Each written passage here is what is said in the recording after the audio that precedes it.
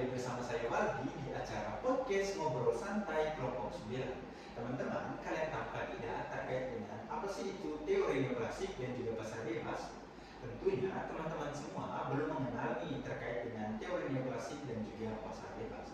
Dan teman-teman, pada kesempatan kali ini kita akan bersama-sama membahas lebih dalam bersama 3 narasumber hebat yang akan membahas lebih dalam terkait dengan teori neoklasik dan juga pasar bebas. Kalau dari saya sebagai host, bahwa teori neoklasik itu adalah sebuah konsep teori yang berjalan dalam lingkungan perekonomian yang mana pemerintah memiliki kontrol yang sedikit. Artinya apa? Bahwa pemerintah memiliki peran yang minim nih dalam terjalannya konsep pasar bebas. Dan teman-teman, kita telah dihadiri oleh 3 narasumber hebat. Ada Kavian, halo Kavian. Halo. Ada Kak Delia, halo Kak Delia. Halo. Dan juga ada Kak Hana, halo Kak Hana. Halo. Oke, baik teman-teman, rupanya teman-teman semua dan juga penonton yang sedang menonton podcast ini belum mengenal lebih jauh nih terkait dengan narasumber kita pada hari ini. Boleh dong kita perkenalan dulu dengan narasumber kita. Kita mulai dari Kavian. Silakan Kavian. Terima kasih Waldi. Halo teman-teman. Perkenalkan, nama saya Noviana Febriani Mune. Jadi kesibukan saya sehari-hari itu sibuk kuliah sekaligus sibuk magang. Wah teman-teman, ternyata Kavian selain dia sibuk sebagai mahasiswa, ternyata sibuk magang juga ya. Kelihatan sekali nih wanita karirnya. Kemudian kita beralih ke Kak Delia. Halo Kak Delia. Halo semuanya, perkenalkan nama saya Maria Dedian Farai. Di sini kesibukan saya itu sibuk kuliah dan ngurus rumah sih. Wah teman-teman, ternyata Kak Delia di latar belakangnya juga sebagai mahasiswa ya. Iya. Dan di tengah kesibukan sebagai mahasiswa, Kak Delia juga sibuk membantu orang tua nih. Kelihatan sekali ya anak rumahan atau mungkin berbakti ya pada orang tua. Nah, kemudian kita lanjut ke Kak Hana. Halo Kak Hana. Halo teman-teman, halo Kak Wali. Oke, di sini perkenalkan nama saya Hans Miraja. Kalau dalam kesibukan sehari-hari itu, mau dibilang saya sendiri mahasiswa ya, jadi pasti kesibukannya dengan perkuliahan dong. Wah, sibuk sekali ya Kak. Iya.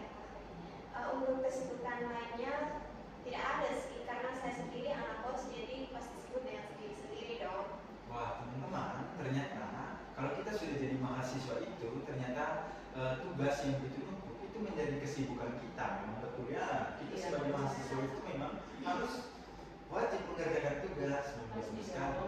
Dan kelihatannya Kak Hana juga sibuk dalam aktivitas gereja ya Kak Hana ya. Iya, salah satu. Wah hebat nih, anak Tuhan banget nih. Dan teman-teman, pada kesempatan kali ini kita akan membahas lebih dalam nih terkait dengan teori neoklasik dan juga pasar bebas. Dan waktu untuk selanjutnya itu saya berikan terkait dengan tema besar kita terkait dengan teori neoklasik dan juga pasar bebas. Saya berikan kesempatan kepada Kavian bagaimana nih tanggapan serta pandangan Kavian terkait dengan apa sih itu teori neoklasik dan juga pasar bebas. Silakan Kavian. Oke, terima kasih Pak Waldi. Jadi tema besar kita kali ini tentang teori neoklasik dan pasar bebas cukup menarik ya tema kita. Jadi menurut pandangan saya terkait teori neoklasik dan pasar bebas, teori neoklasik itu adalah salah satu pendekatan di mana teori ini menekankan pada pencapaian ekonomi. Sedangkan pasar bebas adalah satu sistem ekonomi di mana harga barang dan jasa ditentukan oleh si pembeli dan si penjual. Jadi artinya tidak ada campur tangan pemerintah dalam hal kegiatan ekonomi. Jadi argumen saya ini diperkuat oleh salah satu pelopor teori neoklasik yaitu William Sterling, yang mana William Sterling mengatakan bahwa proses ekonomi akan berjalan apabila keterlibatan pemerintah minim. Pemerintah hanya dihadirkan apabila pasar mengalami monopoli. Jadi pasar bebas menerapkan konsep permintaan dan penawaran. Jadi kawan-kawan, dalam konsep teori neoklasik ada beberapa dimensi di dalamnya, yaitu dimensi rasionalitas, dimensi utilitaritas, dan dimensi pasar bebas. Wah teman-teman, ternyata teori neoklasik itu ada dimensi-dimensinya ya Kavian ya. Iya. Ternyata Kavian ini sudah pandai nih dan juga memiliki pemahaman luas nih terkait dengan teori neoklasik dan juga didukung dengan argumen serta pendapat dari para ahli yaitu William Stanley. Oke, baik. Dan kembali lagi kita beralih ke narasumber yang kedua terkait dengan tema yang sama yaitu terkait teori neoklasik dan juga pasar bebas. Kita beralih ke narasumber yaitu Kak Hana. Halo Kak Hana. Halo Kak Wani, terima kasih Kak Wani, terima kasih juga Kak Fian sudah menjelaskan yang sangat pas. Dan di sini saya akan menjelaskan secara detail lagi dimensi-dimensi apa saja sih yang ada dalam teori neoklasik itu. Jadi yang pertama itu dimensi rasionalitas. Jadi secara konsepnya itu dimensi rasionalitas itu pikiran untuk menentukan utilitaritas. Nah, dalam teori neoklasik di sini kita bisa berasumsi bahwa setiap pelaku ekonomi itu rasional atau rasionalitas. Yang artinya mereka itu menggunakan akal sehat dan logika untuk membuat keputusan. Jadi tujuan utama mereka itu untuk memaksimalkan kepuasan atau utilitaritas pribadi mereka.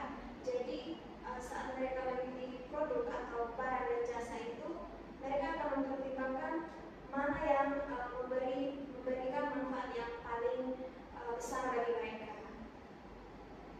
Oke, lanjut yang kedua itu dimensi utilitaritas.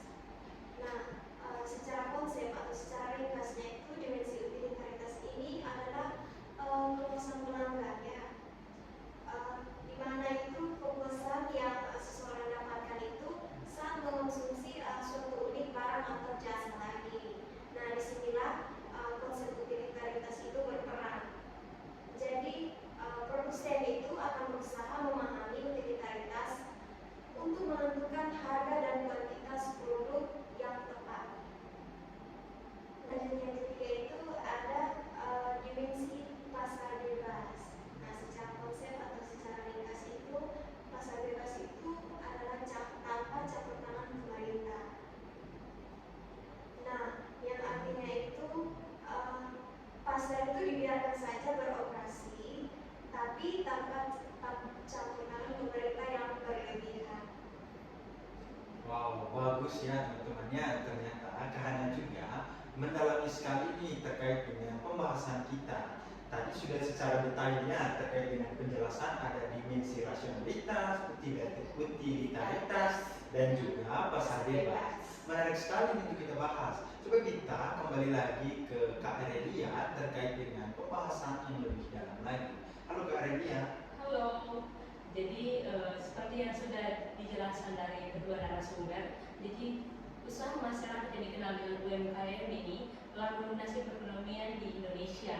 Begitu pula perekonomian di Kota Kupang sudah tercatat sebanyak 17.609 unit di tahun 2024. Jadi dari jumlah tersebut UMKM di Kota Kupang mencapai tingkat persaingan yang padat ya guys. Jadi contohnya UMKM Salatiga Icon Resapa itu berhasil menunjukkan daya saingnya di pasar bebas Kota Kupang, yang dimana sejalan dengan prinsip-prinsip teori neoklasik. Dalam konteks ini, keberhasilan UMKM dianalisis melalui beberapa variabel, yaitu yang pertama itu rasionalitas. Terkait dengan UMKM Salatiga Icon Resapa ini menunjukkan bahwa variabel rasionalitas itu mengharuskan pelaku ekonomi, yaitu karyawan dan karyawati, dan juga mengelola untuk menggunakan akal pikiran atau logika mereka untuk memaksimalkan kepuasan dari pelanggan. Jadi utilitaritas pelanggan melalui inovasi produk, yaitu berupa pembuatan produk baru seperti es teler, dessert, dan puding. Jadi mencerminkan respon terhadap preferensi konsumen yang berubah sesuai dengan pandangan neoklasik bahwa perusahaan harus beradaptasi dengan permintaan pasar bebas. Yang berikut kepuasan pelanggan. Dalam teori neoklasik, kepuasan pelanggan adalah ukuran utama dari suatu barang dan jasa. Jadi UMKM Salatiga Icon Resapa ini berhasil menciptakan kepuasan pelanggan melalui kualitas produk, rasa yang enak, dan porsi yang memadai. Diukur dari rating GrabFood itu 5 loh. Yang berikut pasar bebas. UMKM Salabua di Agama Sapa ini dalam hal bersaing terhadap produk pasar bebas lainnya, mereka melakukan persaingan dengan memberikan inovasi terbaru terhadap produk dan memberikan harga yang terjangkau kisaran dari 5.000 sampai 35.000. Wah teman-teman, ternyata persaingan pasar bebas itu sangat ketat ya. Iya. Tergantung dari bagaimana pelaku UMKM itu dapat mengelola usaha mereka untuk bisa bersaing terhadap pelaku UMKM lain. Terlihat juga kalau kita melihat tadi seperti yang dijelaskan oleh Kak Regina bahwa utilitaritasnya Iya, atau kepuasan pelanggan itu pelanggan. dilihat melalui rating Rating GrabFood. GrabFood. Wah hebat sekali nih bahwa inovasi sudah bekerja ya Iya. dalam proses UMKM. Wah teman-teman, setelah kita mendengar materi dan juga masukan serta argumen dari 3 narasumber kita yang hebat-hebat ini, ternyata teman-teman mereka memiliki pemahaman yang lebih nih terkait dengan teori neoklasik dan juga pasar bebas. Dan teman-teman, pada kesempatan kali ini juga kita akan membahas lebih dalam nih kakak-kakak semua terkait dengan ada pertanyaan dari Astriani Taneo terkait dengan kira-kira apakah ada dampak negatif dari terjalannya konsep pasar bebas di Indonesia? Dan bahasan ini kita akan bahas bersama dengan 3 narasumber untuk membagikan informasi kepada teman-teman yang menonton video podcast ini. Silakan kita mulai dari Kak Fian. Silakan Kak Fian. Oke, terima kasih. Pada konsep pasar bebas tentu ada dampak negatifnya. Jadi salah satunya itu kesetaraan pendapatan, di mana pasar bebas cenderung memperlebar kesenjangan antara si kaya dan si miskin. Jadi dalam sistem ini, seseorang dengan modal dan sumber daya yang lebih besar memiliki keunggulan dan kompetitif, yang mana memungkinkan mereka untuk mengakumulasi lebih banyak kekayaan. Itu salah satu dampak negatif dari konsep pasar bebas. Wah teman-teman, ternyata pasar bebas ini memiliki dampak negatifnya juga. Seperti yang dijelaskan oleh Kavian tadi terkait dengan adanya ketimpangannya antara si miskin dan si kaya. Ketimpangan antara si miskin dan si kaya. Berarti kalau saya bisa tarik kesimpulan bahwa terkait dengan modal ya. Iya, modal usaha. Coba kita beralih lagi ke Kak Hana terkait dengan pertanyaan dari Kakak Astriani Taneo. Silakan Kak. Oke baik, terima kasih Kak Wandi, terima kasih Kak Fian. Di sini saya akan melanjutkan saja ya poin yang kedua itu tentang bentuk eksploitasi pekerja. Nah, eksploitasi pekerja ini bermacam-macam. Yang paling sering kita dengar itu adalah upah rendah. Nah, misalnya itu dalam perusahaan itu membayar pekerja itu di bawah standar yang layak, bahkan mungkin di bawah upah yang minimumnya itu lebih rendah yang ditetapkan oleh pemerintah. Jadi selain itu juga ada masalah juga tentang kondisi kerja yang tidak aman, di mana itu suatu perusahaan itu mungkin mengabaikan standar keselamatan kerja demi menghemat biaya loh, sehingga membahayakan kesehatan dan keselamatan para pekerja. Jadi teman-teman, seperti yang dikatakan oleh Kak Hana tadi terkait dengan pasar bebas, bahwa pasar bebas itu memiliki dampak negatif terkait dengan monopoli ya, terkait dengan penguasaan pasar atau juga terkait dengan upah rendah ya. Berarti di sini pasar itu tidak berjalan karena tadi terkait dengan pemerintah yang minimnya keterlibatannya. Oke, baik, berarti bisa tarik kesimpulan bahwa dalam terjalannya pasar bebas ini kadang-kala mereka tidak memperhatikan upah dari karyawannya kan ya. Wah teman-teman, ternyata pasar bebas ini memiliki dampak negatifnya juga nih. Nah, coba kita kembali lagi ke Kak Elia terkait dengan pertanyaan yang telah disampaikan oleh Kak Astriani. Bagaimana nih tanggapan dari Kak Elia? Baik, terima kasih Kak Wandi. Saya sini akan sedikit menambahkan dari kedua narasumber ini. Jadi yang berikut itu monopoli dan oligopoli. Jadi dalam pasar bebas, perusahaan yang lebih besar itu akan lebih kuat dalam menggunakan kekuatan pasar mereka untuk mendominasi industri dan menghilangkan persaingan. Hal ini juga dapat menyebabkan monopoli dan oligopoli, di mana sedikit perusahaan mengendalikan pasar yang dapat menetapkan harga yang lebih tinggi dan mengurangi pilihan konsumen. Wah teman-teman, ternyata pembahasan dari Kak Relia juga hampir sama dengan Kak Fian dan juga Kak Hana. Dan Kak Relia memfokuskan pada monopoli dan juga oligopoli ya. Iya. Berarti adanya penguasaan pasar nih. Iya. Berarti saya bisa menarik kesimpulan bahwa kalau pasar memiliki modal yang besar, berarti mereka bisa untuk bersaing terhadap dalam pasar bebas terkait siapa yang kuat dalam persaingan pasarnya. Wah teman-teman, ternyata pasar bebas memiliki dampak negatif yang telah disampaikan oleh ketiga narasumber kita. Dan di kali ini juga saya akan menyampaikan closing statement dari podcast kita pada hari ini nih kakak-kakak, terkait dengan semua bahasan kita pada hari ini. Dan saya bisa menarik kesimpulan bahwa teori neoklasik ini yang berjalan di Indonesia atau di dunia pun, bahwa pasar bebas itu tanpa adanya campur tangan pemerintah, berarti pemerintah ini sangat minim nih terlibatnya. Oke, baik, berarti pasar juga dapat berjalan tanpa adanya intervensi dari pemerintah dan pasar tidak diberikan modal ya. Iya.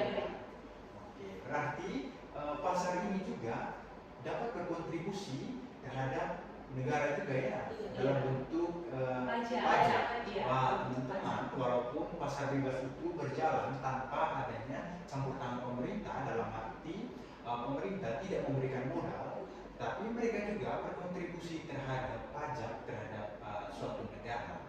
Nah, kemudian dari teman Astriani terkait dengan pertanyaannya bahwa pasar bebas itu memiliki dampak negatif seperti ada monopoli, kemudian ketimpangan antara si kaya dan si miskin, dan yang dari Kahana itu terkait dengan eksploitasi pekerjaan teman-teman. Nah teman-teman, terima kasih telah menonton secara penuh podcast kita pada kesempatan kali ini. Saya Waldi dan juga ketiga narasumber yang hadir pada kesempatan kali ini, saya mengucapkan terima kasih kepada para narasumber, dan kiranya teman-teman semua yang menonton podcast kali ini dapat menambah atau dapat ditambah nih wawasan terkait dengan teori neoklasik dan juga pasar bebas. Teman-teman, itu saja dari podcast pada hari ini. Saya Waldi dan juga kawan-kawan narasumber pamit undur diri. Terima kasih sudah menonton.